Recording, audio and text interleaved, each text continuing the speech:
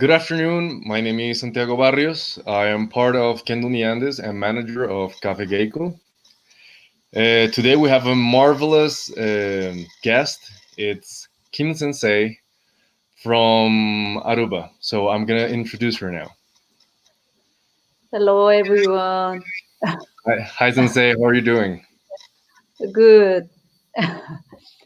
So to start this session of Café Geiko, I think it would be like great to let our audience know how things have been handled regarding the pandemic in Aruba. Have you been Yeah. able to train?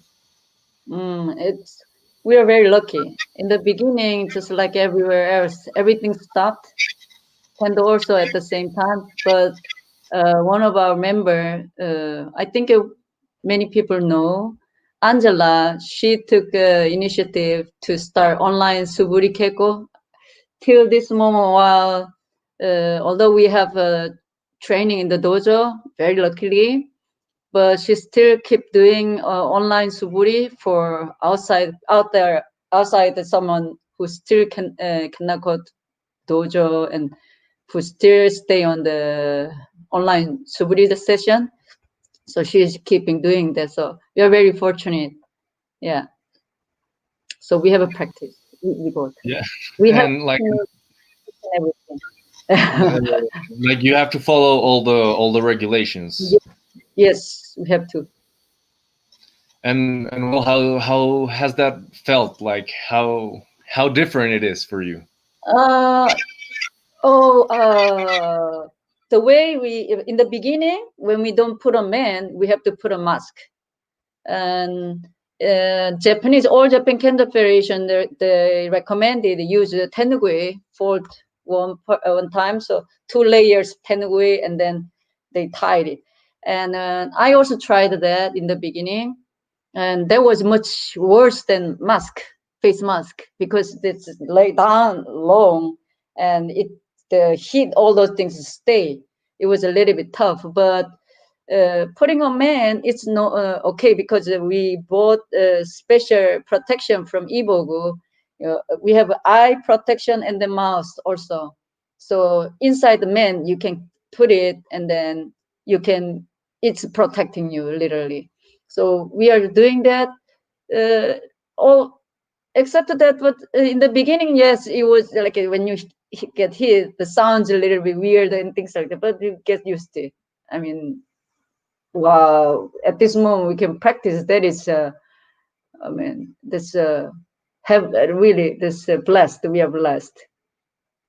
Yeah, Yeah, you really are like very lucky to practice very because I lucky. know Yes. that a lot of our viewers and Yeah. a lot of people here in Colombia too that we're not able to really train and yeah, Yeah. and getting the Yeah. place to train is very complicated. Yeah. How did you handle that? Like, do you have a place where you can train with your kendo your dojo members?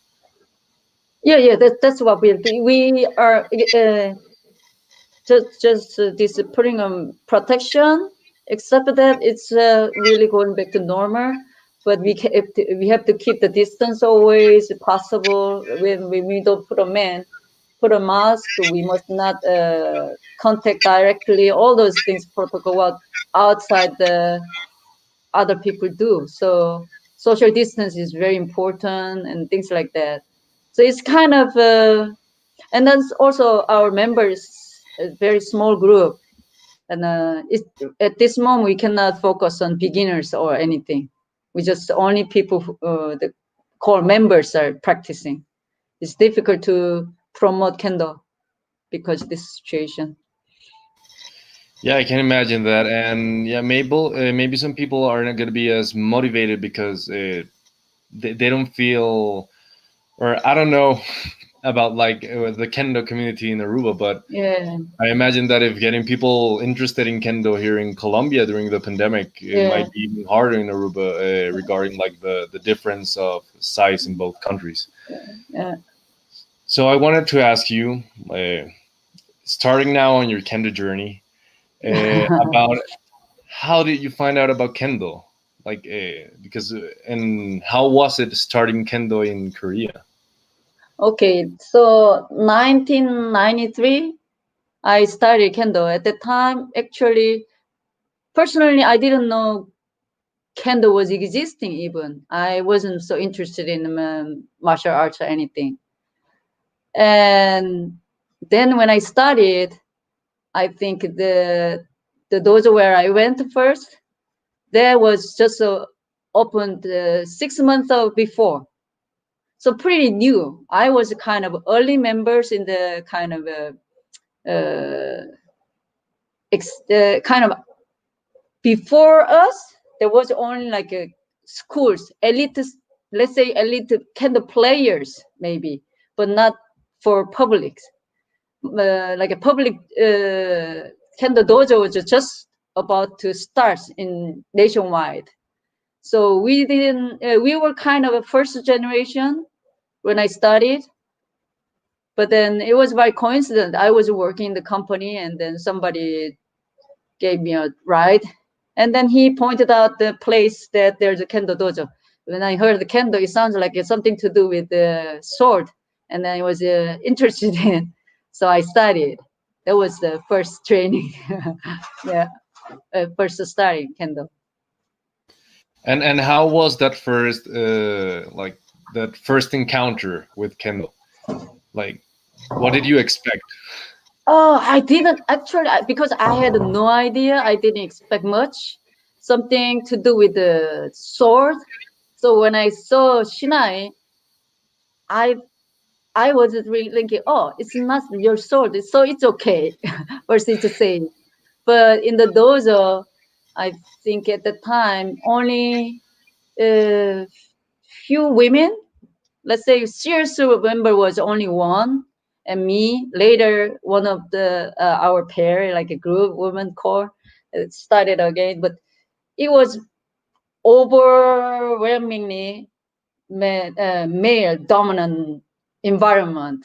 So I was pretty like, yeah, it's kind of intimidating, but I had no idea what I was going into,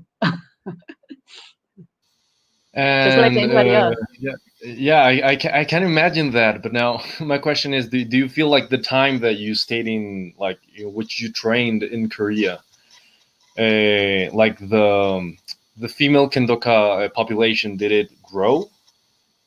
Yes, it was the reason at the time was a very interesting period because not because kendo itself promoted, but like a K-pop. At the time, there's a TV drama. The movie actress, she was in the TV advertisement, cosmetic advertisement. She was performing Kashido. That was so good. So many women members started kendo at the time. That was a phenomenon. Very unique situation. After me, all of a sudden, so many women came. And then my sensei, literally from the beginning, who comes, why did you choose kendo? And then who starts talking about that advertisement? You may go home. Literally, he had to say that. That's not gonna happen to you tomorrow. Yeah, it takes at least 10 years to be like that. If you can be patient, then you can start something like that. We have like a half joke, half seriously. We had to approach to the woman who comes to those at the time. It was a nationwide phenomenon because the drama actress, advertisement. Interesting, right? Yeah, It's but I fun. can imagine, yeah, because I've heard that tends to happen with certain like movies or maybe Yes, shows. Like for example, The yeah, Last Samurai. When that aired, good. a lot of Yeah, people got like that's into true. kendo, but then like let's say out of 50 people, two Yeah, were left and two continued yeah, doing kendo. And uh, so I imagine that was the same situation. yeah. Especially like in the beginning, we teach my dojo. We teach for 2 months at least.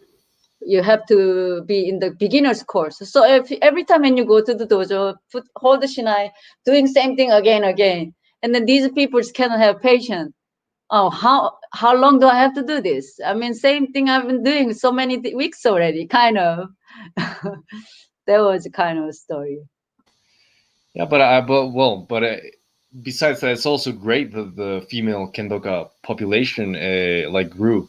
in Yeah. Korea. And well, I want us to how is like the difference from practicing in both in Korea from Japan, since I know that you also Oh, were able to be in the IBU, the International Budo University.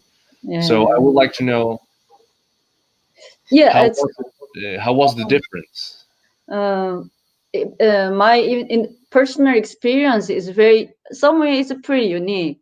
I am not from this athlete types, which everybody believes that if you are from Korea or Japan, you will have definitely have background like a certain types of schools and things like that. But it's not true. That's let's say I'm gonna distinguish right now.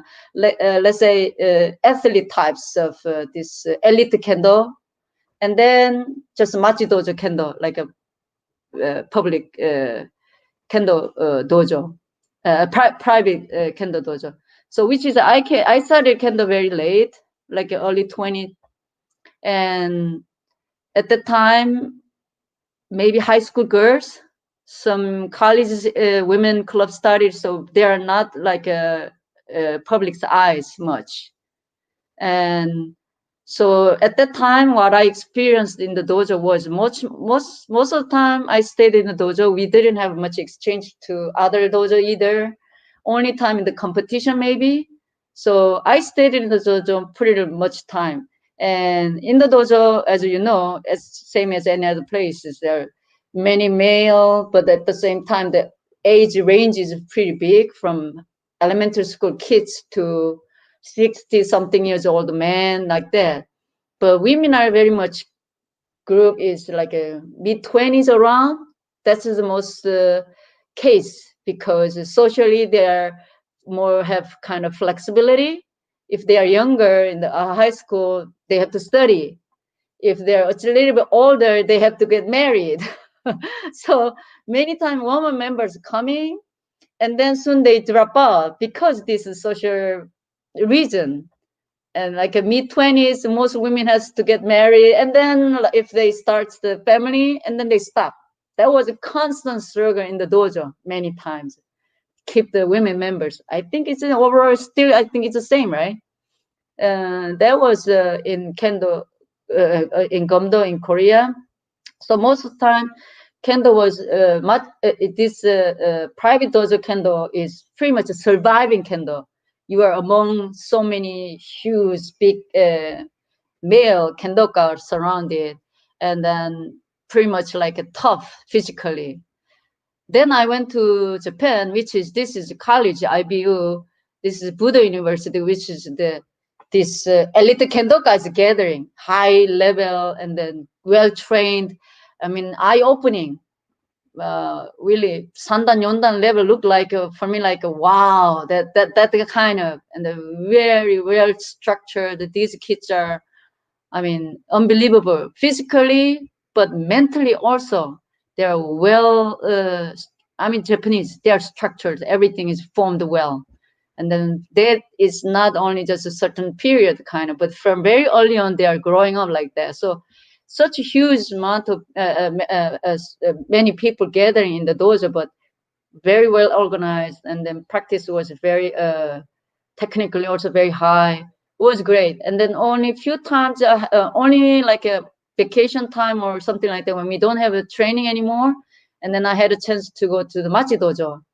And then I could see the same kind of atmosphere where where in Korea. The Machi Dojo is like something that pretty similar.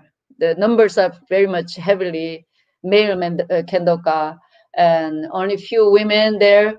So I tried to figure out what difference is there. But in the Machi Dojo level, not much difference is there. Mm. And then if you come to compare this Aruba, and the reason this Latin America kendo, which is the same, I guess, the Machi Dojo structure. Most of the time, people has big uh, uh, age gaps, and male female together. But the only thing is here in recently, not many children in the Keiko.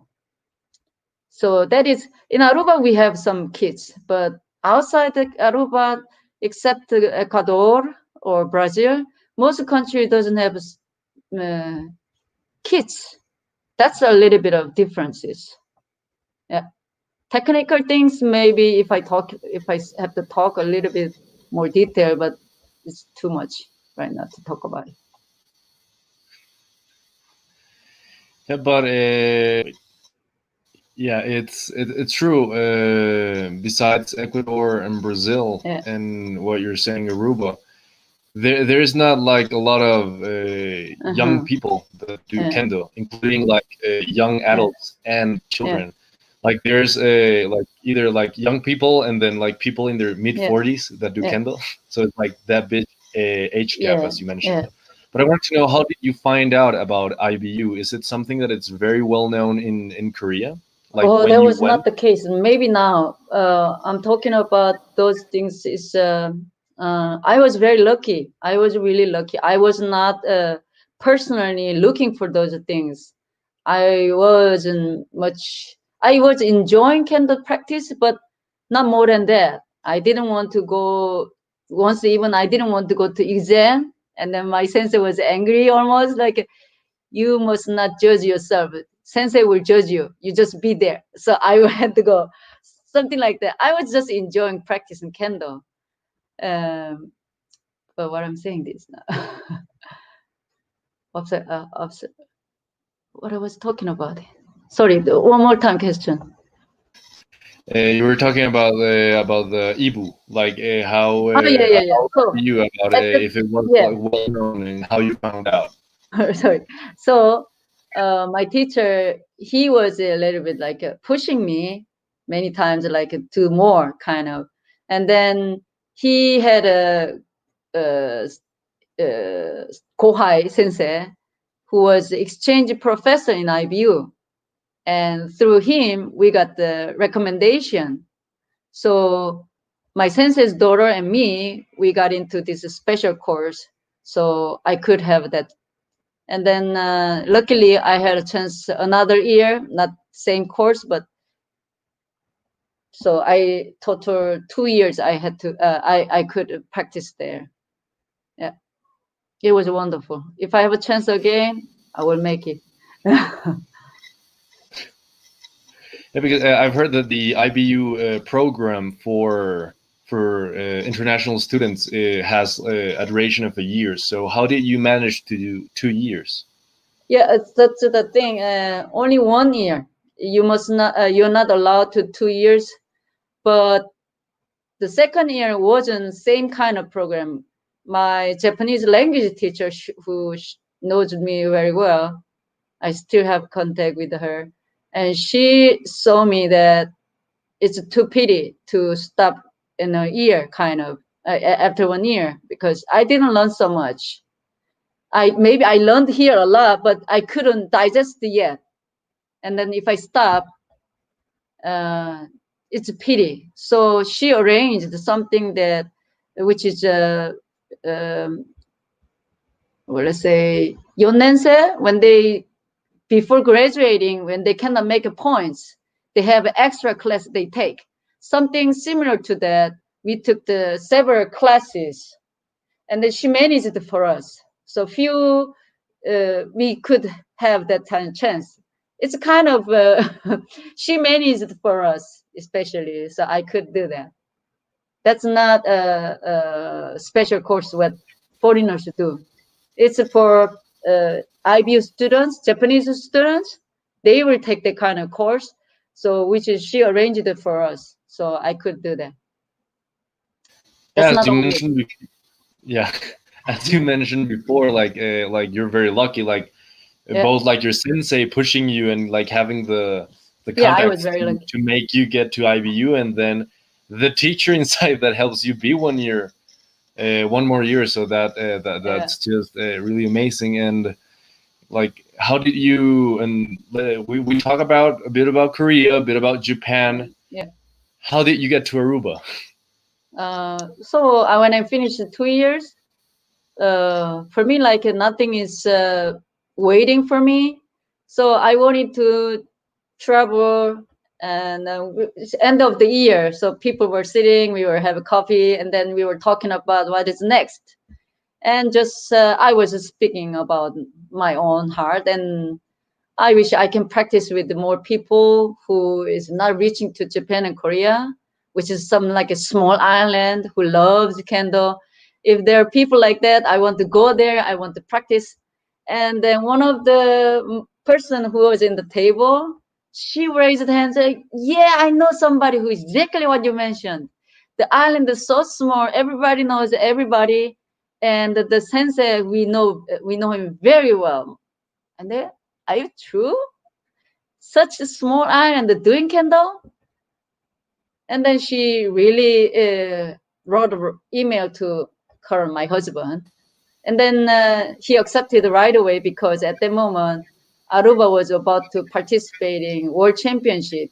And there was only one woman member. She didn't have a partner to practice with. So I was a good candidate for that. So I was invited. Lucky I was again. See, I was very lucky. So I came to Aruba, and then till now I stayed. It was about 3 years, 3 months only, but it can happen how long? I don't know. Yeah. And you said you were when you arrived, you were gonna be part of the female kendo Aruban team. No, Aruban no, not kendo. in the team. Not in the team. In the team, there was only one woman because she doesn't have any experience with other women. She always practiced with men only. So she needed a partner to practice with. So I was good for it. So they chose me. So when I came here first day, so I still remember I came Friday, and then Saturday morning, my husband, then Sergio Sensei, he he made me to do kakari keko in the heat. The weather was crazy hot. Saturday morning it was hot, and he made me do kakari keko. So I did, and then I passed. So I was accepted fully. Yeah, but it's it sounds like a great story. It sounds maybe something out of a movie. I'm not gonna lie. It sounds like it, since everything, as you said, everything's so well connected. Yeah. So and how how has been training in Latin America? Like, have you felt like the how have you seen like the development of kendo in Latin America? And let's go specifically to Yeah. female kendo in Latin America. Uh, I still remember we did Pan American in Aruba 2000, 2005. Yeah, 2005. At 2005 or 6, 5, I think. At that time, Ecuador, Fernando Sensei, he came with the two boys at the time. They are now grown up. They're already Godan, Rokudan, I think. Godan already, Yondan Godan like that. And I met from Peru, Giovanni Sensei.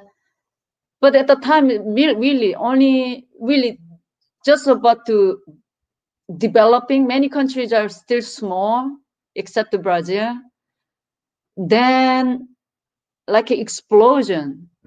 I think it's something to do with the kind of developing through internet too. I think a lot of exchange from outside. It made people to go a lot to even Japan, and a lot of exchange happening. And then in such a short time, South American candles have changed so much, not only number wise, but the level wise. Hugely. When I watch the recent CI, those things, it's really changed so much.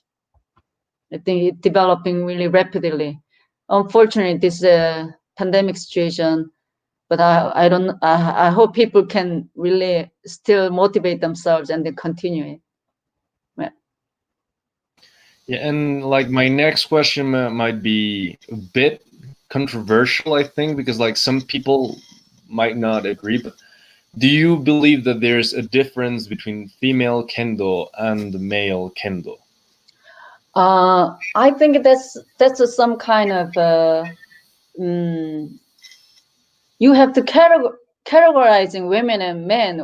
What is the gender gap is between? Yes, obviously you put gender, man and woman, but behind the image is always like stereotypes, right? But if you put yourself in that, you cannot stay in two line, male, female kind of.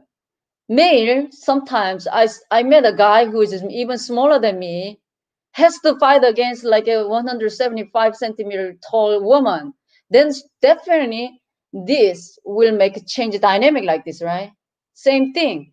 Even you're male, you're old, 40, woman who has been training so hard, mid 20, you cannot make the same kind of gender, which you have this mindset behind stereotypes. Many times I think that struggles to start with. But honest points, men and women kendo, it shows very much obvious in the beginning.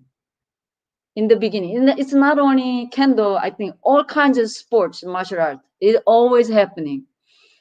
But the higher you go, you will see less and less. I think the reason is, let's say like this. Character-wise, sometimes, yeah, let's say stereotypes of men and women. Uh, Women are most of the time calm and more delicate, detailed and things like that. So when I teach women and men in the beginning, women are more like focused on these principles and this method or techniques kind of. Male are very much easily put on their speed and power first, physical strong. That's their strong points. But these kind of things, it's in the beginning only, because those both elements are needed in your kendo development. So I think it's not necessary, but it is happening. Women who is physically big, strong enough to go against the men, still when they go to the dojo, they have in mind, I'm a woman, right? The other way, men, same thing. When they have, I'm male, I'm man, but still when they have to go against the woman in front of him who has a much higher dan or something like that, they are intimidated by that too. It's not necessarily, uh, I want to pull this both man and woman kind of, but it's very much individual mindset early on happening.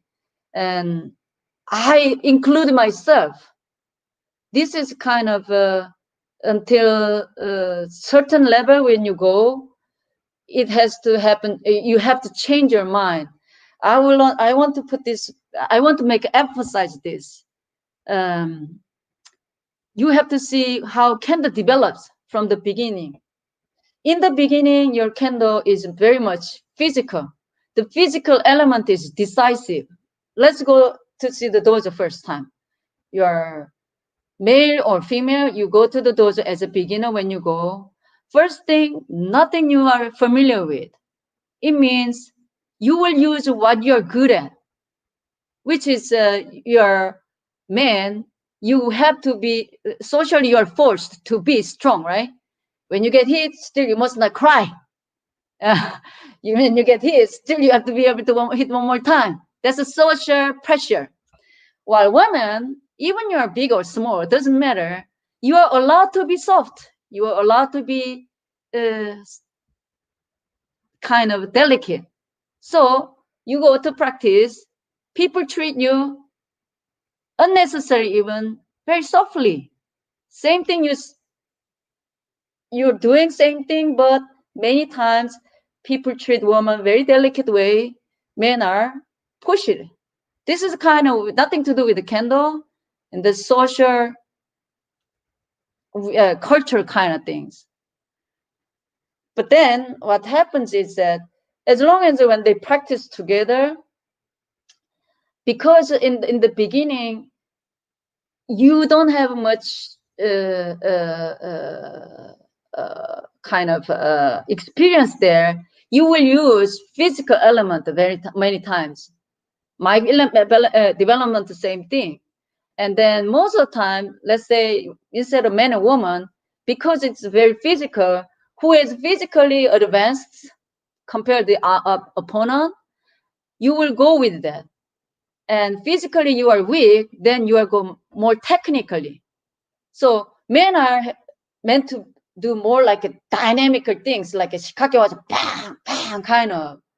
Going against that, as a small, weak person, let's say women in general, and old people, even you're a man, you're old, physically you're weak, then in the physical contact, they will hold back, and then they will use more counterattack and the more defensive way. And that makes gap huge in the beginning, up to the point. If you keep on doing this, what happens is that injury starts. You're 40, 50 years old man, even, not a woman, right? If you force yourself physically like that, you get injury.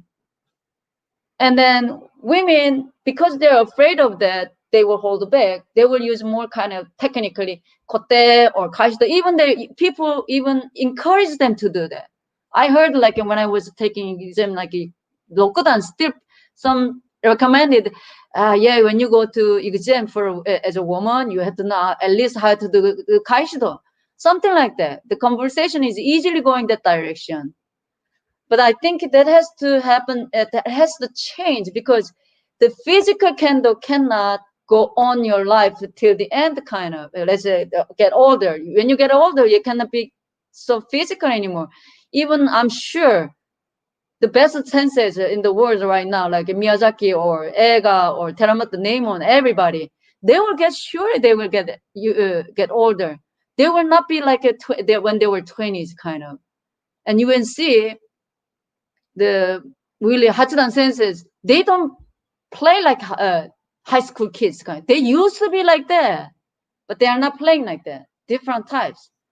So at some point, that kind of mature kendo, you have to go. My point is that if you are physically weaker than the others in the dojo, or kind of, you have to transform your kendo as early as possible, transform to the kind of mature kendo, then just keep pushing physically, kind of. Early in the beginning, maybe you have to do, yes, you have to be physical to develop, kind of, but that's not the ultimate solution. So the question what you mentioned is complicating things, because if you stay behind the kind of stereotypes, man and woman kind of category, two line, and then if you stay as a woman or stay as a man like that, you will do a lot of mistakes, because that's limiting you. You can be in the category, I'm man, but I'm not that tall.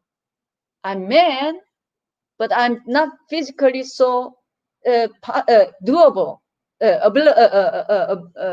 enable. Or I'm man, I'm too old. Same thing, woman.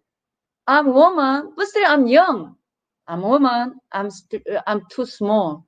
I'm woman, I'm too old. All kinds of category you are falling into. And then you have to see the possibility crossing the gender even.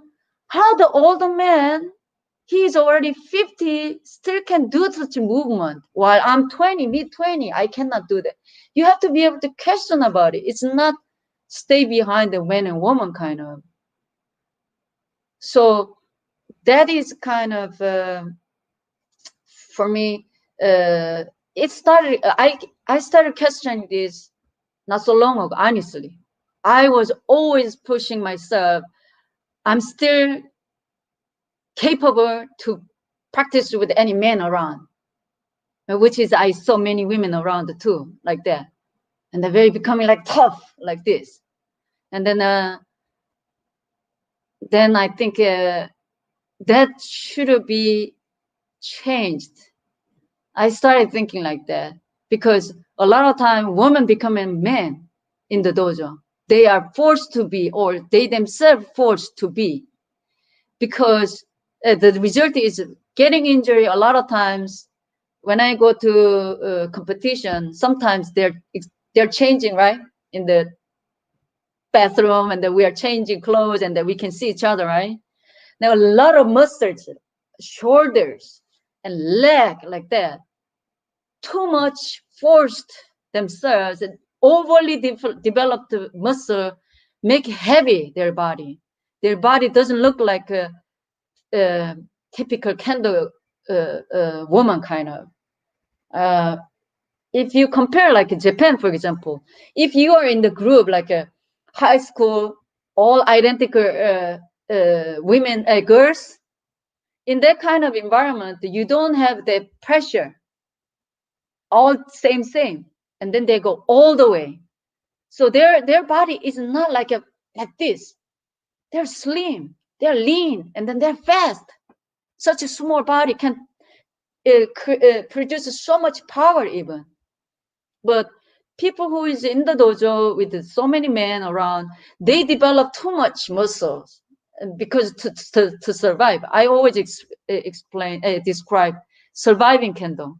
The technique is very much tricks, rely on tricks, and then they have to be able to do very much heavy training also.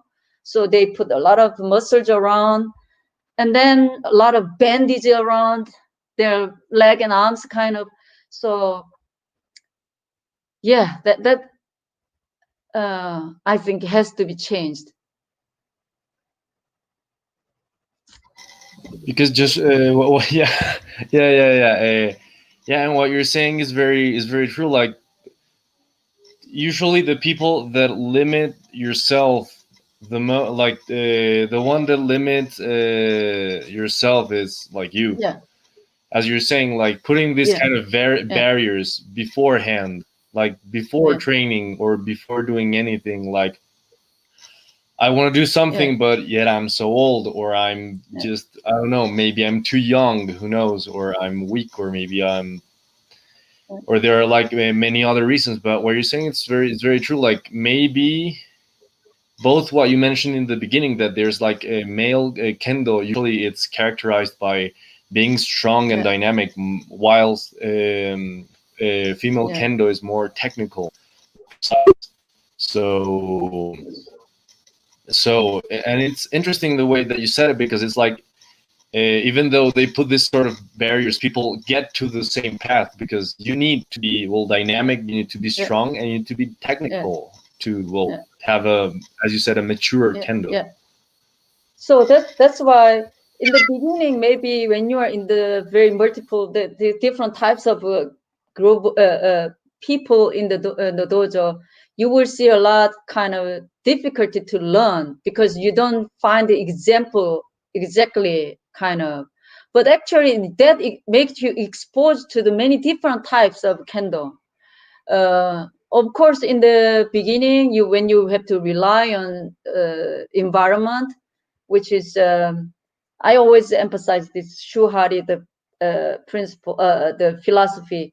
In the beginning, yes, when you don't know anything, you have to listen and you have to follow. It's very physical. You have to build a foundation, but the foundation how you build is two types.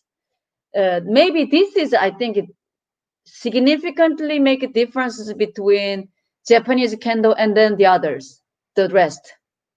I think in Japan, let's say when they make the person's kendo is, like I said, like thinking about the sculpture, for example, they are building the structure first, then adding up kind of. But outside the kendo is very much like making the shape first, and then keep putting and adding and then taking, going into kind of. I think that is why at some point, who is stronger? Yes, in the beginning, you have to really painstaking making effort for beginner, the basic, like Japan, what they're doing is very much painstaking, really making a lot of effort. But when they're early 20, 30s, already their candidates are hugely different, which is physically, most of the Japanese, stereotypes Japanese, pretty much smaller than Westerners, but their candidate is marvelous, really, right? So I think that's in the beginning, yes, your candle has to be rely on. There's no way you can choose anything kind of, but you have to be. You have to really learn from your own. But this is a kind of from that. I think what candle terms for me, the significant difference is semi part actually. Semi is this is my opinion. Semi is from physical candle to mature candle. Physical candle, let's say, who does the most is that who is preparing Shiai many times. Shiai is you have to win. So what you do is make sure you must not lose points, and that you have whatever it takes, you have to win. If your goal is like that, your practice will be very much tactic tactics and use a lot of those tricks kind of, right? But if you go to Thunder Geiko, let's say, higher level you go, you have to do semi first. Whether you can make it ippon or not, first, you have to do semi, and then you have to break your opponent kamae. So already before hitting, you have to win over your opponent. Then you have to hit. That creates the huge differences between. But what happens is in Japan, even small kids, they heard a lot semi things. They grew up with that, and they question themselves constantly whether they can do or not. Even they have enormous pressure on winning competition, because so many competition every year, so many competition, so they have to participate competition. Still, their candle is pretty getting mature compared to outside. And outside, what's happening is many times we use these materials from, let's say, your own sensei or me myself together all time. We use materials many times, like high school, college, or top class Kendoka's videos and things like their method, training method, those things. But it doesn't fit on us. But we are forced to do that. Most of the time, it is kind of physical Kendo. And we are not capable, but we believe that's the only way, kind of. And that makes a certain level, yes, you can reach.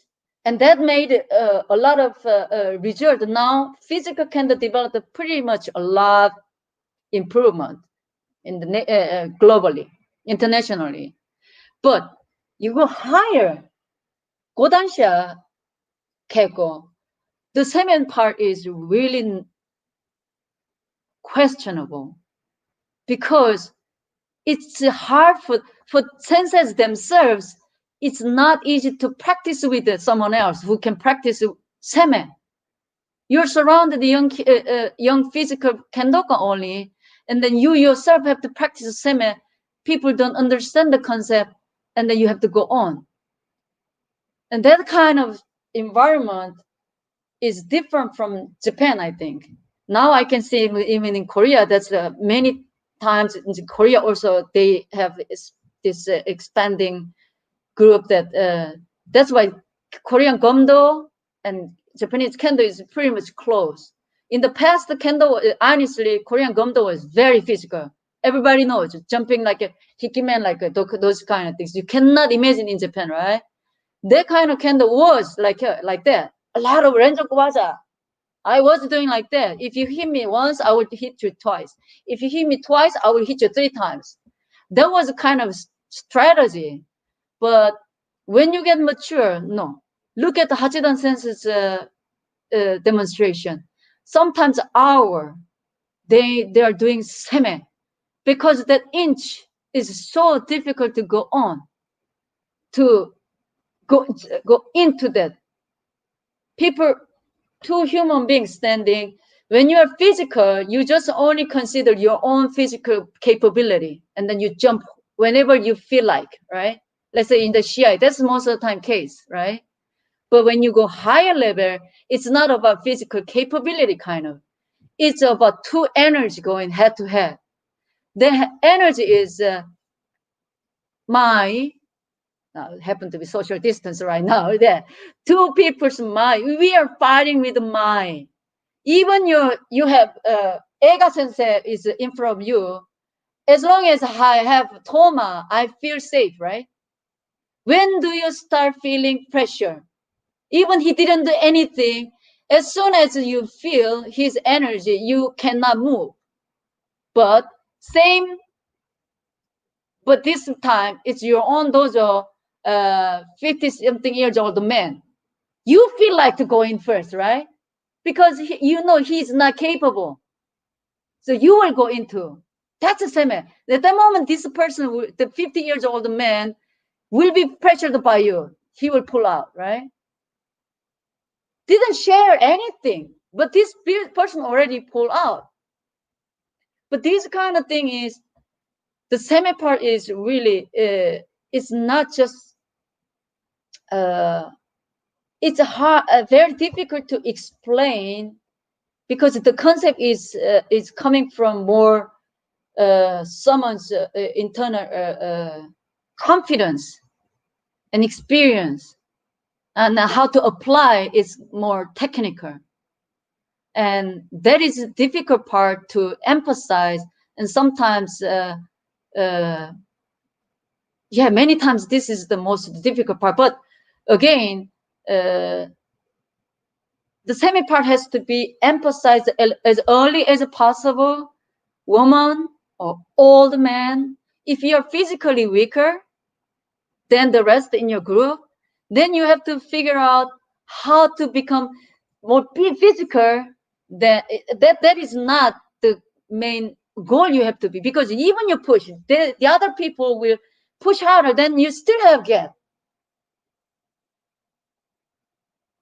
If you look at all the senses, they are not physical like high school kids anymore, but they are doing. Of course, people will say, yeah, they've been doing 50, 60 years old, their life, kind of. Yes, but they are not always like high school kid all the time. They also have changed at some point. I'm sure 100%. All the senses went through as you going through. You just accept it as they did, or you just keep denying. That's the difference. Is if you feel physically you're weaker than the others, then you have to accept it first, and then you have to be mature as soon as possible. Look for the materials that learn about semi first. This part is very much for me like on my head all the time, so I'm very much like this. I'm sorry. No, don't worry. It's amazing, and it's a great topic. And what you're saying, it's very true. Like in, well, what I've experienced here in Latin America, like let's say here in Colombia, or yeah, generally in Latin America, the semi part, it's not. They don't talk about it very much. It's more of like a mystical term, maybe. And as you're saying, since in the Japanese culture, or yeah, Japanese kendo culture, what they tend to do is that they have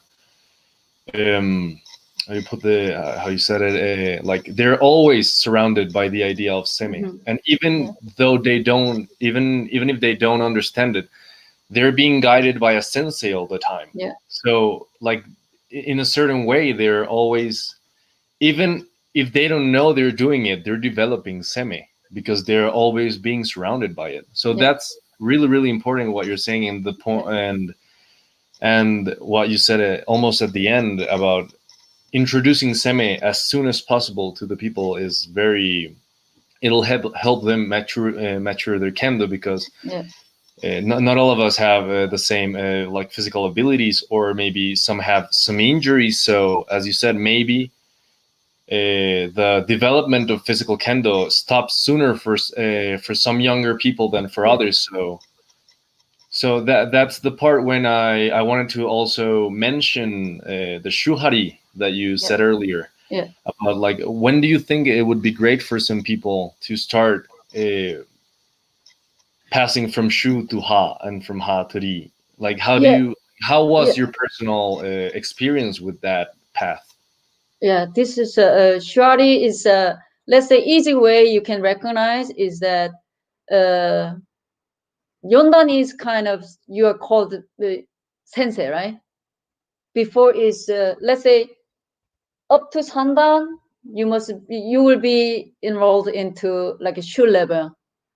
But if you're in the Yondan, I think to get the question from your students, you have to know what you're saying.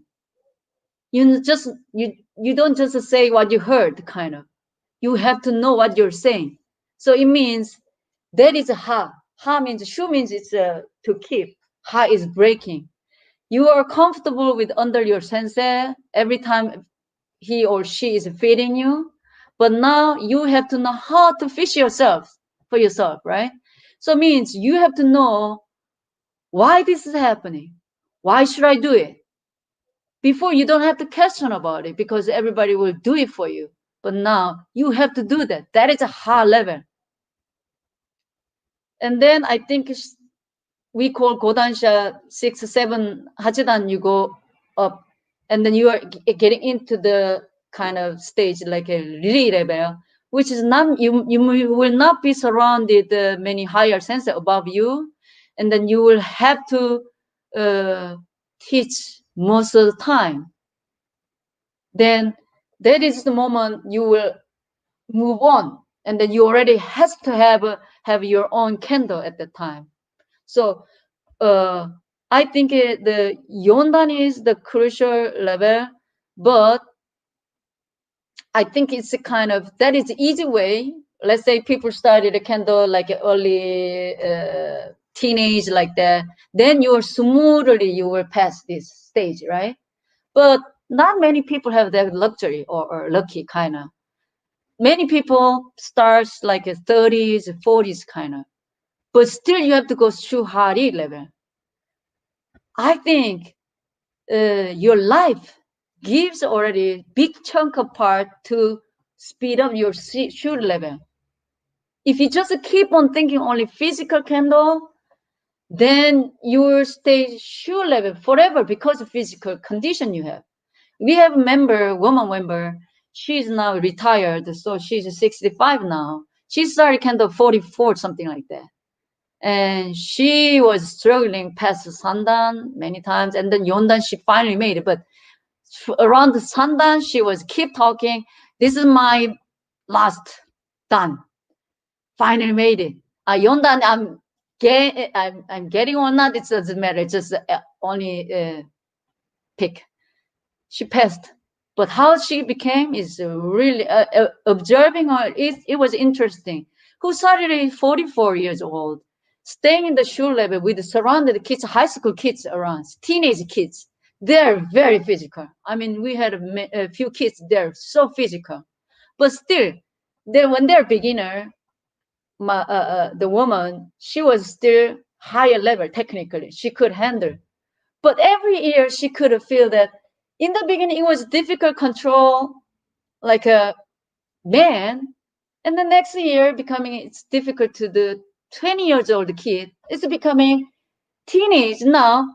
Any kids around, even like a 9, 10 years old kid standing in front of her, she was so pressured. She couldn't perform that much. She was so intimidated by physical element. So when she was into Yondan exam, she was keep failing. She told us so many times, I'm not gonna try. I'm not gonna participate CI. I'm just enjoying being in the dojo, please. But yet, if your candle cannot improve, there's no reason to be in the dojo. But there's a way you can improve your candle. We keep convincing her, seme, seme, seme. Now, she's really enjoying that. She passed the Yondan. She's standing in the dojo and she's so enjoying what she's doing. Incredible. Because she understands seme in a way. So you can start candle very late, but you don't have to be totally this how you call pressured by these physical elements only. Once I met in the seminar in America somewhere, I met a sensei who is a physicist actually. In the drinking sayonara party, it was very messy cafe restaurant. It was noisy, and then he was alone. He was very old man, 60-something years old. Nobody dancing with him. Me and him, we were together next to each other, and I started asking about science because he's a physicist, interesting. And then I asked, when did you start kendo? I mean, he's Japanese, so I thought he was challenging at the time. He was challenging 6 dan, so I thought he already started kendo very young, just like anybody else. And then he said, no, he started kendo 50. Yeah, and I couldn't believe. Now you're already challenging like a 6 dan. How come? And then he says, and then I like a joke, because you're a physicist, the science helped you. And he says, yes. He says he understood Miyamoto Musashi. He explains, he says, Musashi was, not like a physicist, but Musashi understood gravity. His drawing, his performing kendo, all those things, he seems like the guy who understands gravity. And this physicist, he says, he applies science into his kendo. Your body moves. Your Hachidan or your Shodan or your 40 or your 10, doesn't matter. Anybody on earth influenced by gravity, who is a talent, who is born with a talent, maybe dealt with the gravity a little better than the rest, maybe. If you have a little bit of difficulty, maybe you're slower, but still everybody is influenced by that. If you understand that, then you know how to use your body, which is every sensei will say to you. You have to know how to use your body. But in the beginning, and when you're young, you abuse your body. You force it to do certain movement which is not natural. Very unnatural way you force yourself. So you get injured. If you look at the Hachidan senses, when they get older, the least they get injury. They got injured when they're young, because then they force themselves, and then when they get old, they know how to use their body. Finally, they don't abuse. So when I heard those things, and I started changing my mind too, and I started watching these older senses, or sometimes like I watch my own students, not necessarily best case. If they're performing bad, why that movement is so look unnatural? And I try to do the same exactly sometimes. And I do the same thing. When I move, what makes the differences? Why this movement is making this kind of movement? Keep thinking about that. I realize that at the end, your body is the tool. It's not the shinai. Shinai is the tip of your hands. The shinai is not controlling you. You have to control the shinai. Before the shinai, if you cannot control your body, that's game over. And many times in the shu level, you let your opponent even control yourself. You're so physical, you're just. But if you get older, your life experience convince you, when you open your mind, it's not of a physical thing. It's more about how to use your body more efficient way, use your energy efficient way. Then without fear of injury, you still can perform, and you can have pleasure practice without feeling like kind of. That is kind of shuhari, doesn't necessarily certain age kind of. Some people who is in the best condition still in shu level forever in their kendo, because you're so addicted to being students. You never teach anybody. You have a best candle sensei you're above here. You don't have to feed yourself. Can happen. That person is sure level in their own life candle maybe. Most of the case is not. If you reach a certain level, you have to transform. But some people pretty earlier they start getting into high level. Even they are nidan sandan or their age is started kind of like 40, 50, they start understanding, questioning, just like in their life what they did. When you learn this strategy is not only candle, what you're doing in your life, everything is perfectly fit in this philosophy. That's why candle is the way of life, I think. So in Shuhari level, if you start candle questioning things earlier, then you will find that so much materials. I just mentioned the same, but all the a lot of materials out there now, even because internet, you can have a lot of stuff from best senses in the world. So use that kind of. Don't rely on only one source. Many times it's a pity.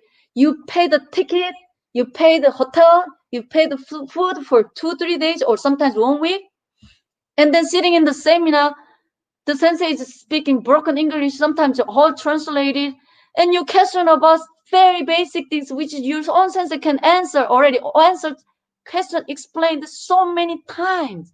That happens a lot of times. It's a pity because you always rely on the narrow the mind, and then it has to come from somebody's mouth, kind of in front of you.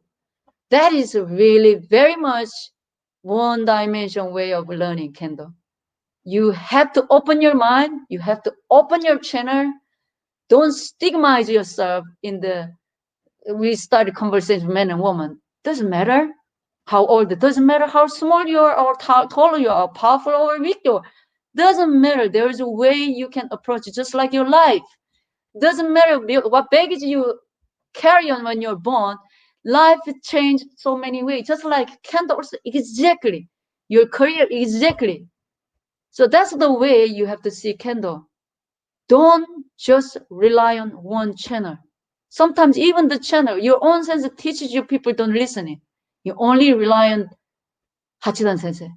If there's a 7 sensei behind Hachidan sensei, you ran to the Hachidan sensei, right? If there's a candle video you have to choose, you will go to high school kids or Jem Nippon Kendo tournament, all those things. If there's a Latin American competition, you will definitely pick the materials from Japan. No, that's not true. Yes, it is good stuff. Yes, you need to. But that's not the only one. The plenty of things you can, even worst of the worst example can teach you something.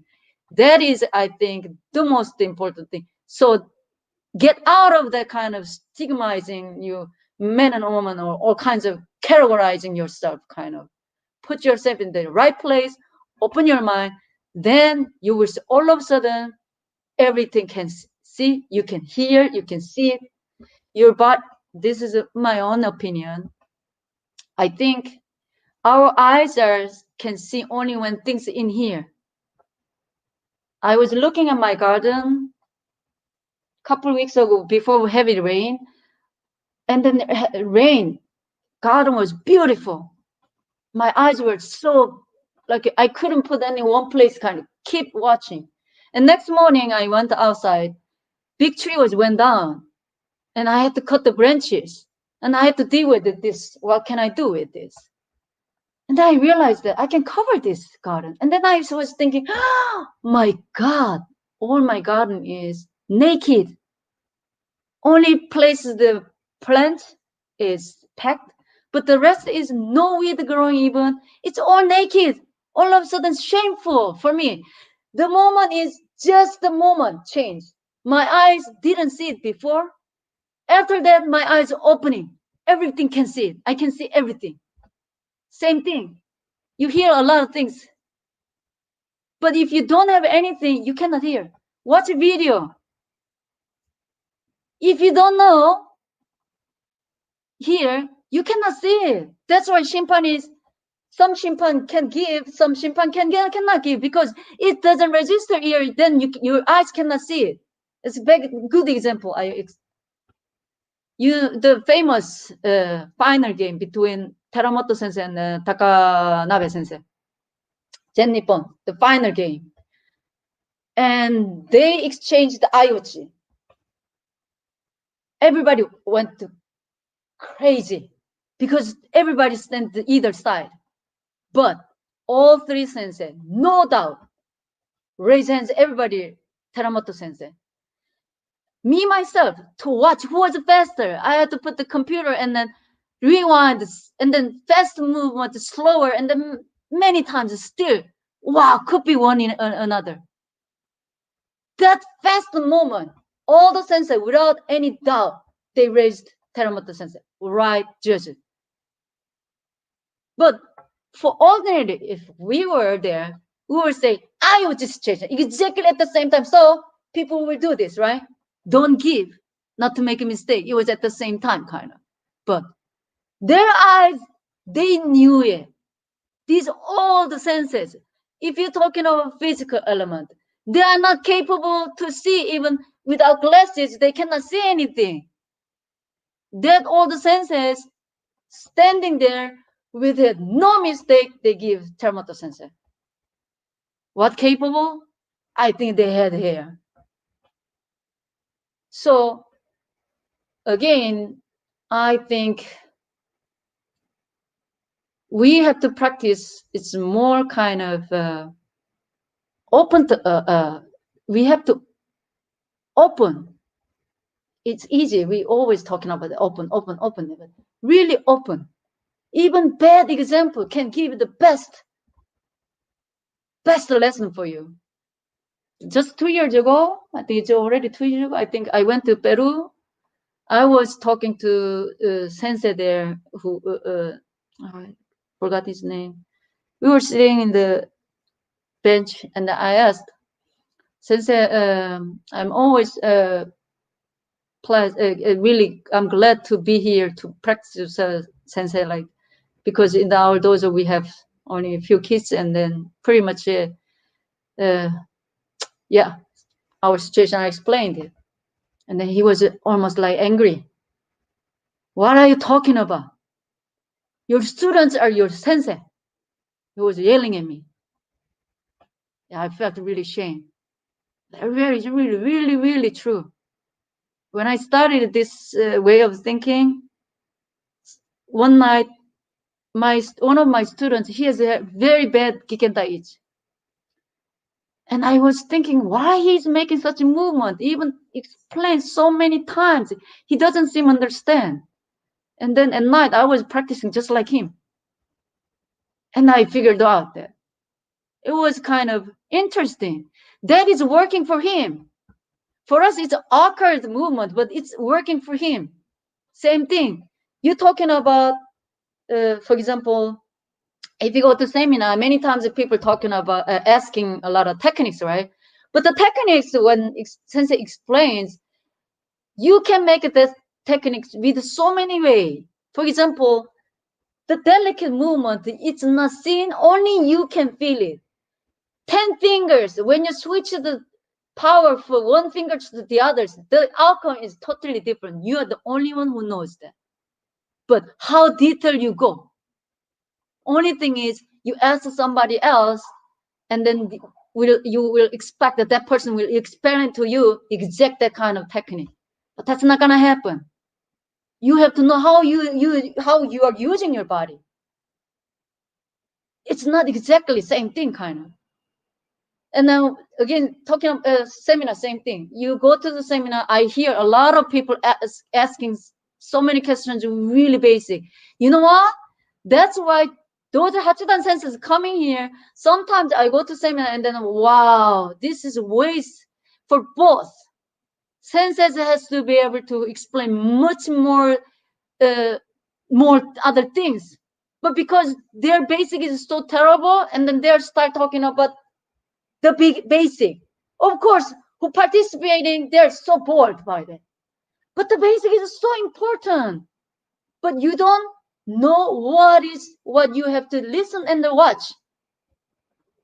So I go to after practice, or I always break time. I always go to the sensei. I ask certain things. I always bring my own question. I ask the sensei. And sometimes the sensei says that this answer, I will not give this kind of people because they don't understand this. Basic is has different level. How you approach it for the shodan, nidan, sandan, yondan, even Hachidan sensei talking about basic, even more. They practice more basic than any other level. So some senseis told me, basic, this is basic, but I will not explain these people here because they don't understand. It makes confused. So again, if you only rely on only one resource, just really person to person, like a pandemic situation right now, you cannot practice. You only have to be in the dojo with somebody, or you have to be a higher level sensei, or you have to have very good players to practice with. Then you can learn. Then I'm sorry, maybe you will not be able to improve your kendo. But right now, this situation will give you enormous chance that because you have no exchange any physical, you will have to go through. Finally, you have time to break. You can get into the high level. You have plenty of resources around it. Go for it. Read, watch. This is the kind of you can make your kendo improve faster. This is the best chance. So that is Shuhari in high level. Because I'm still struggling in there. It's far to go to the lead level. Hopefully, this conversation nobody hears that about those senses. But yeah, this is my point. This is my patient also, that not because I'm accomplished that, as I said, kind of, but this is kind of gave me so much question, and that gave me a lot of pleasure. I'm excited to go to dojo. Before was I in my whole kendo career, except my pregnancy, after giving birth 1 month, except that I hardly stopped. Maybe some 1 week operation on things like that. I hardly stopped my training. But still, one day I realized that my kendo is really going nowhere. I started thinking this is my limit. I was thinking until I started thinking complete different way. I did my best. See, if I cannot, maybe I'm really bad. I was not born with the talent. I was really thinking. But then when I changed my mind, all of a sudden, so many things, I started making note like this. Every training, when I go after training, and then I write down. And right now, when I go to bed, I open any page, I practice image training, because I write down after training the day that I think this is a key thing that I learned today. Then I write down detail possible, and then before sleeping, I practice with it. Just one thing. Let's say today I did the menuchi. I changed my certain position on my left foot. Then what happened was this. Then keep practicing a couple of times. Then I sleep right away. Boom. That much exciting. I never been like that before. I never like to practice talking about, because I put my all energy in the dojo. After coming out of the dojo, I didn't want to talk about it. It was like that. That was so physical. I wasn't tired to talk about, even thinking about, when I did the physical kendo. Yeah, that exhausted me, and I wanted to quit even. But later, when I started changing my mind, there's plenty of things that, oh my God, how it's just shameful that, and unfortunate to my students who has to learn from me. All those things, all was crap, really. And I started thinking, there's no bad thing. There's all just different. And you can learn so much. So I want to go back to the whole conversation start. Why I'm here? Why I accepted this interview? I heard a lot. Men and women, aging differences or physical condition differences. I accept. Yes, in the beginning maybe, but you can make it shorter if you change your mind. The way how you approach, maybe you have a career as a student, you have study, that will help you. How you get through there, it's the same. Candle also you can go through that. That will help you. The candle will help your career. Career also has to help your candle because you lived long enough. That experience will help your candle. Mix it. Definitely will help you. So again, if you stay behind stereotypes of men and women or all kinds of things, that is narrowing you. You will never get over in shoe level.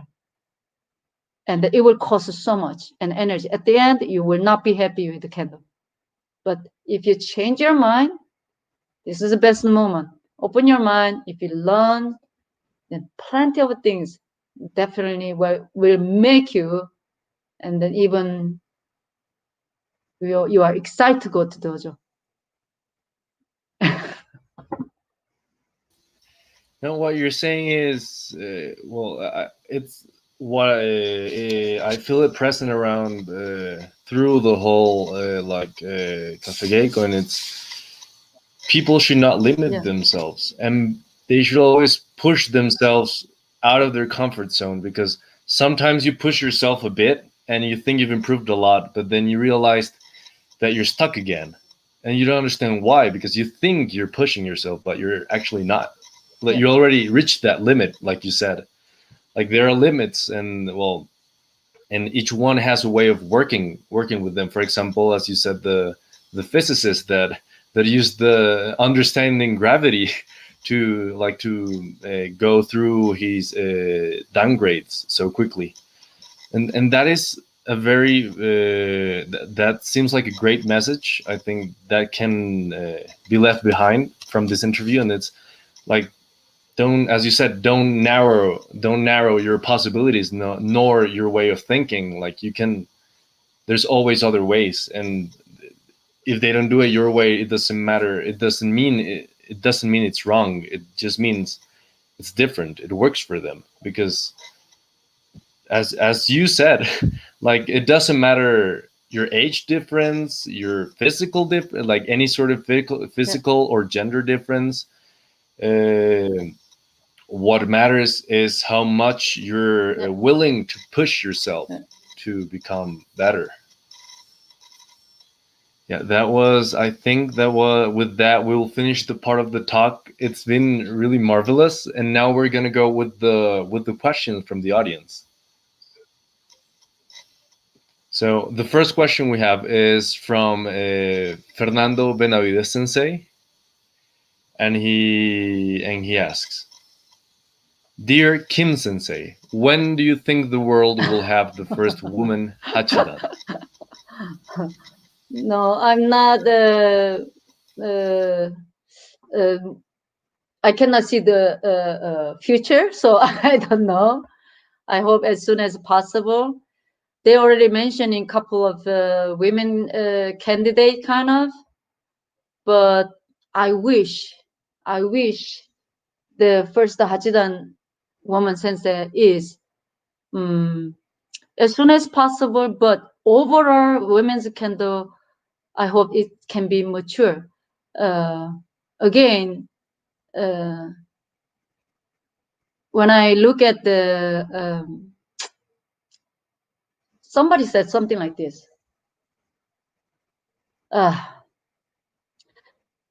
Unfortunately, that was coming from Hachidan male sensei. He says, even in Japan, women senseis, they are reaching Nanadan, and then physically they cannot get over.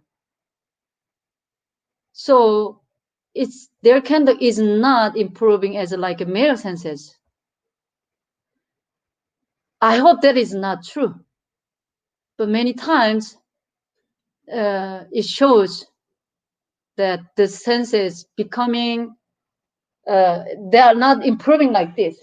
It gets stuck, or their speed, improvement of speed is pretty slow, kind of. I really hope not, but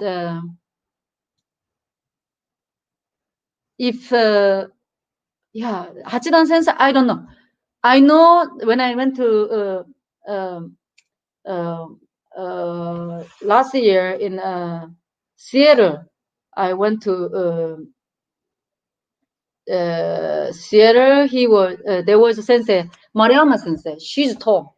Yes, she's so many times a woman championship won. And anyway, many people talking about her. She will become first Hachidan, or kind of. She's very young still, hopefully, and she's very good. Yes, but it's not about really Hachidan kind of. But I wish I can see even good Nanadan senseis outside.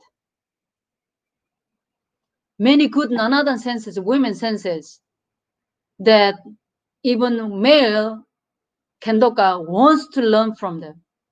Because if you, let's say there's a man and woman sensei, seven dan, right? Most people will choose, no any doubt, just go straight to the male senseis. Let's say if you have a Godo Geiko there, same Nanadan women and men, they will definitely go lined behind male Nanadan sensei. It's really sad for me. I hope one day that somebody or so many women can break that barrier. It's not just because sympathy on the kind of, no, I hate that. I hate the sympathy kind of on women kind of, but equally good enough so we can, even male Kendoka willing, enthusiastic to practice it and then learn from women sensei kind of. That kind of more and more good examples, I hope can see them. Is that right answer? I don't know, but No, I'm yeah, I, I'm not I'm not, I don't know many Hachidan women, 7 dan women sensei even. I'm sorry.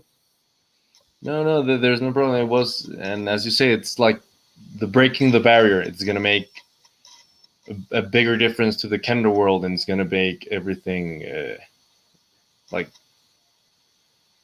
as you were saying, like people have this stereotypes even in their mind. Like they would first head up to the male sensei, then to the female sensei, even if they are like the same downgrade, which means they have in a certain way like the same level, like they have this the same understanding, or similar understanding. So it makes no sense that people tend to prefer one over the other.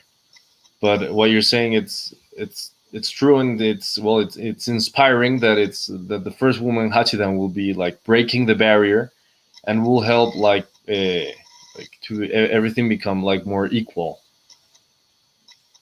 So with that, we're gonna go for our next question for by Maria Cristina Castillero. She asks, "How do you keep motivating yourself, Sensei?"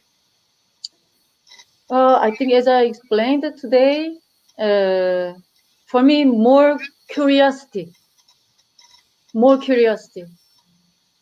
I study myself. I study everything just surround, make myself curious about everything. I just said I have this candle diary, and I try it. And then at the moment seems like it working, but then next time it doesn't work sometimes. And I want to figure out what makes differences there. Keep thinking like this. I want to try. I need an opponent that it works or not, kind of. Or I prepare to go, right? I want to learn about this. So if you don't have curiosity, there's no reason to go there. Only maybe sweat and lose your weight. That's not my motivation at all. I'm sweating enough at all. So my mind is always, I have to have full of curiosity. That motivates me. And as you said, as you said during the Café Geiko session, that it's what will help you to improve, like to make your kendo more Yeah, mature. The more curious you are, the more likely you are to pass from shu to ha, yeah, and then from yeah. ha to ri. Keep questioning. Keep questioning. So the next question is from Rosemary from Panama. She asks, "What advice can you give to female instructors in Latin America?" First of all, you must not think you are female. And then in the dojo also, I hate to use this gender before because it doesn't help at all anyway. And if you stand in front of people as a woman teacher like that, then you already limit yourself. You cannot blame the students see you as a woman. So that's not the case. And the other way, sometimes to compensate, you are much tougher and stronger than male senseis sometimes. That's not help each other either. Be yourself. The most confident teacher is the best teacher. Students wants to hear confidence. That's coming from his or her heart. She seems understanding what she's talking about, or he is understanding what he's talking about. You know, right? As a student, when you learn something from somebody, you know somebody who is talking really understanding or not, or who just talking just somebody else from somebody else kind of. So before, you must not be some gender categorized teacher kind of. No, you teaching everybody. You're not teaching women, men and women. You're not teaching like teenage kids only. You're not teaching like older women only. If you have a class like that, identical only certain types of people, maybe in a way you will categorize them, but still they need some other people's story. So you have to be able to bring out all those. It means you must not narrow in certain types of person, especially because you're a teacher. You should be able to cover all kinds of different types of kendo. So forget about female and don't try to be the man. Men never try to become woman, but somehow many women try to become man. I want to mention about another thing. It's only not only, for example, if you look at the woman's giai in the shiai or in the from very early on, they try to do like a muscular man's giai. It's not coming from their own body. It's kind of they're forcing themselves and then they're making weird sounds. It's not comfortable. Your voice is thin and soft and nice. From there, you have to make a deep sounds. Then make it thicker sounds like that. They use their throat and chest like that, or something that weird monstrous sounds because they want to be just like other men, which is their voice is coming from different channel, and they try to the same sounds. No, both man and woman comes from down deep here, than them. It comes from the chest, or sometimes it's a much higher tone. They want to keep pressed down, and then that comes from here like that. That kind of thing. Same thing. The movement, the only things, just more and more power, more speed. If you only focus on that alone, you will have exhausted before reaching the goal. And I admit, and then I understand Rosemary's mind, because I had to stand in front of many different types of people early. And in Korea, I was standing in front of people very early on. I was insecure. That's why I have to do more than anybody there, because only way I can improve my quality was the more, the faster. Then finally, maybe I can compensate something kind of. So, but that's not. Yeah, I admit it is happening, but again, get over as early possible. Men and women and all kinds of types of category what have, there's a strong point. Make use of that. Your strengths first, make use of that. From there, stretch out. Don't chase that what you don't have first. Is that good answer? What? I think it was it was very well, I'd say from my opinion it was like quite a complete answer. It has,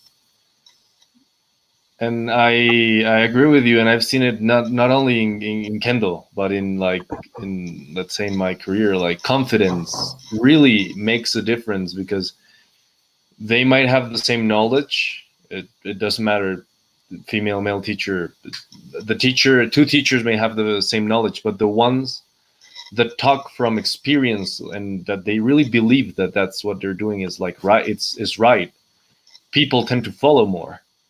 And well, I've also like experienced that, so it's very very interesting to hear it also from you. Next question is next two questions are by Aide Trujillo from Ecuador, and her first question is, Sensei Kim, what advice would you give to a person who seeks to teach children and teenagers?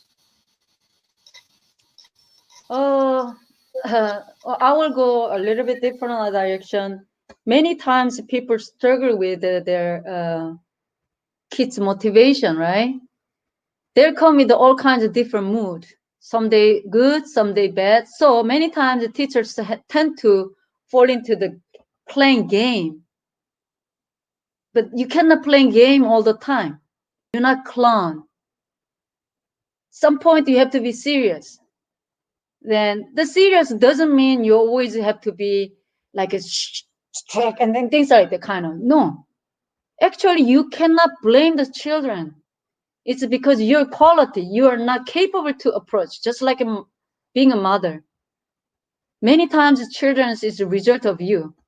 So in the dojo, don't play game kind of, make it difficult to go back to serious matter. In the serious matter, make a fun way you can approach. Think about a lot of things, how you can approach more enjoyable way they can practice more, but not falling into, trap into, make them having fun. That's not the case all the time. It's like you have to play like a mother or father there. You want to play with the kids, but at the end, you are the mother. And then you are the father. You have to approach like that. It's just, I know it's difficult job because they are not your real children. So sometimes you have the difficulty there. You want to be strict, but that's not the case. But at the end, they understand, they will follow you. If you really have heart there, they will listen to you. And so, in technical way, yes, it's, don't blame children. That's the key thing. Doesn't mean you have to blame yourself, kind of. No, you have to keep studying. What can I bring? What can I make them interest what I'm saying? If you don't study, if you don't practice, if you don't have curiosity, how you can make your students to listen and then make motivate and have fun there, kind of, while you are not having fun there? It's the same thing. So I hope she already questioning like that. I believe she has already answered there. She's thinking like that. That is a good start. Start. Keep thinking. Keep make you curious. Keep make you curious, and then you have plenty of things to want to teach them. They will also surely will follow. Most time kids don't stay same moment for more than 5 minutes, but Kendo requires such kind of things. While you have very thin information you have, and then you have to make them keep doing same thing, obviously they will just get bored. Oh, I'm not gonna go to Kendo. And then you're gonna go very, very strict them, right? You have to do it. This is Kendo. Of course not. They're not gonna listen to you. Keep studying. That's the, I think you have to do it. You have to be the most wants to learn from, kind of. I have to say, but I'm on the way to practice like that, but it's a difficult thing. I mean, this good, and also not to hurt yourself. Teaching is one of the methods to learn kind of best. So at the end, you will learn the most before anybody. While you're teaching, you're not losing anything. You're gaining more and more. In front of your eyes, your students go away, and then in the doors, the last one who will stay is you. That is keep motivating you. Should it be? Even you lose your members and students because they give you a lesson and they will go away. If they are lucky, they will stay with you. But don't hurt yourself. That is a candle. I think you answered both questions without me saying the second one. Yeah. Because then the second part of the question was that I understand that in the case of children, they get bored very quickly during the training. And in adolescents, they drop out for academic reasons or situations of adolescence itself. Like, what can you do for that? Yeah. Yeah. That's yeah. Just think about your school. Same teachers, you have so many subjects. Let's say even say math, right? If you are in the high school, you will at least you will meet 3 math senses. Mathematics is known as a very difficult subject. Nobody likes it. Only few kids will, the nerd will like it, kind of. Okay, that is the background. But still, on the way you meet the good teacher, you will change your mind. What makes a difference? Actually, the teacher will approach you a different way.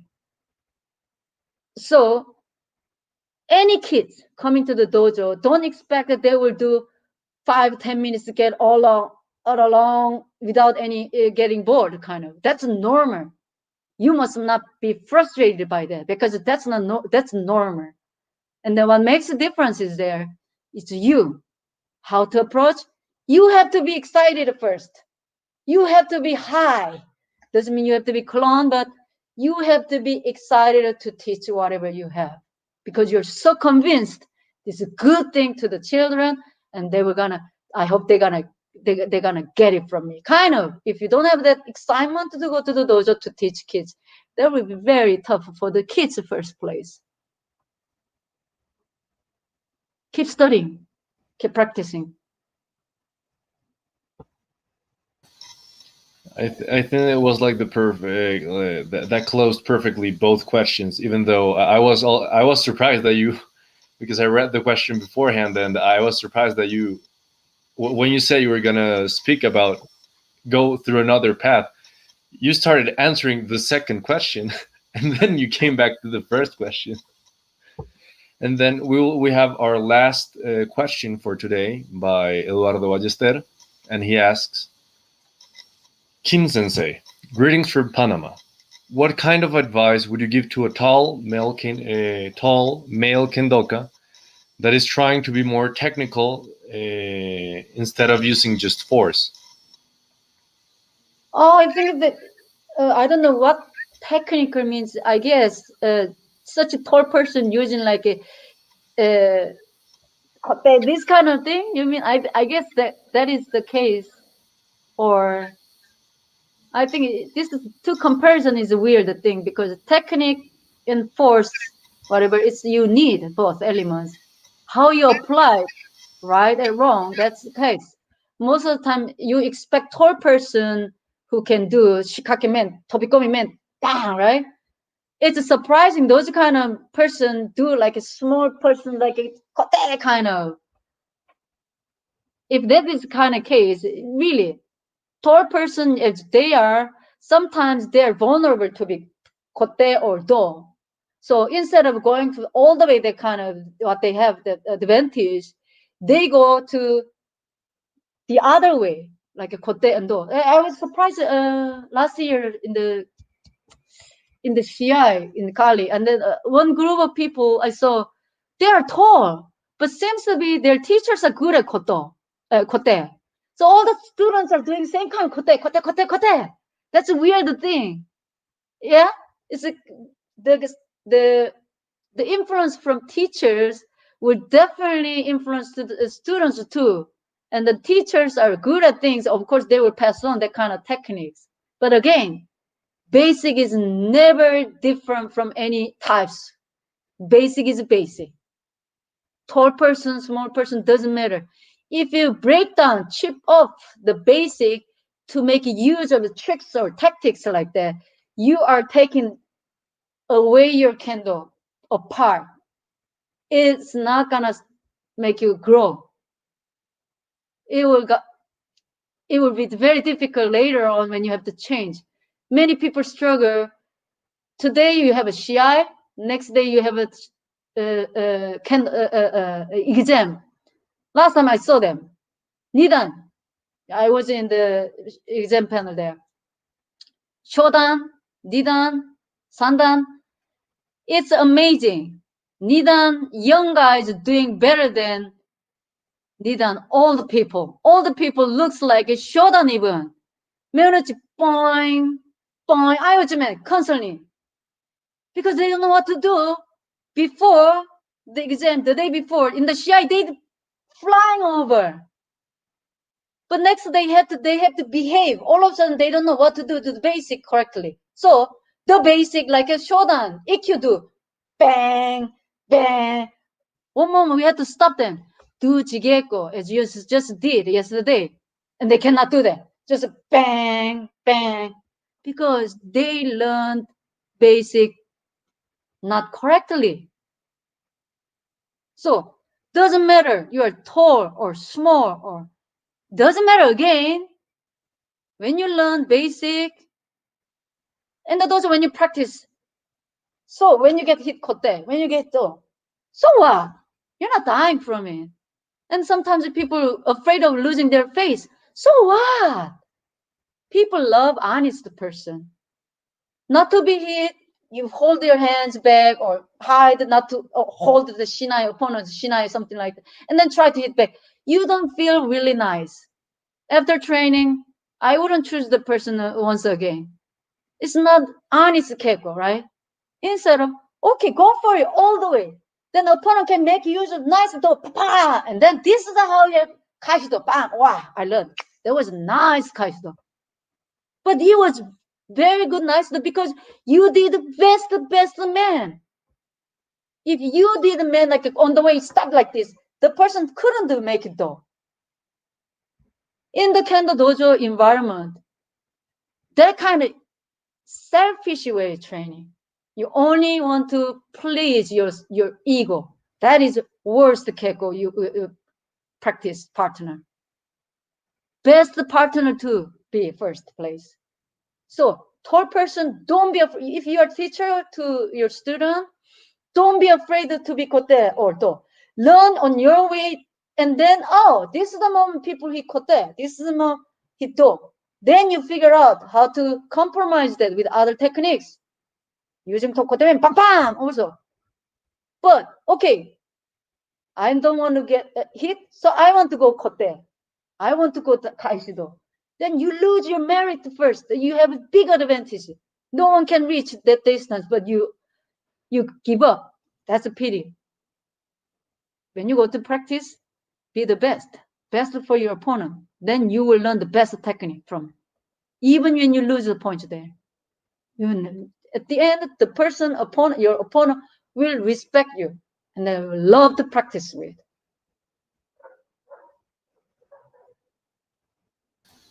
Well, it was. I don't have anything to say. It was just a great answer. And with that, we will finish this session of Café Geiko and all the questions from the audience. And well, again, thank you so much, Kim Sensei, for supporting us with this project. It was really a pleasure and an honor to have you here with us in Café Geiko. First of all, thank you for being patient to listen to till now. If somebody's out there, and all what I said was really, it's a personal, very personal opinion. So please don't judge any other or cross other people. Just choose as just one opinion of millions, and then find your own way. That's I hope everybody can find your way, and good luck with everything what you're doing, and then keep safe, stay safe. Thank you very much.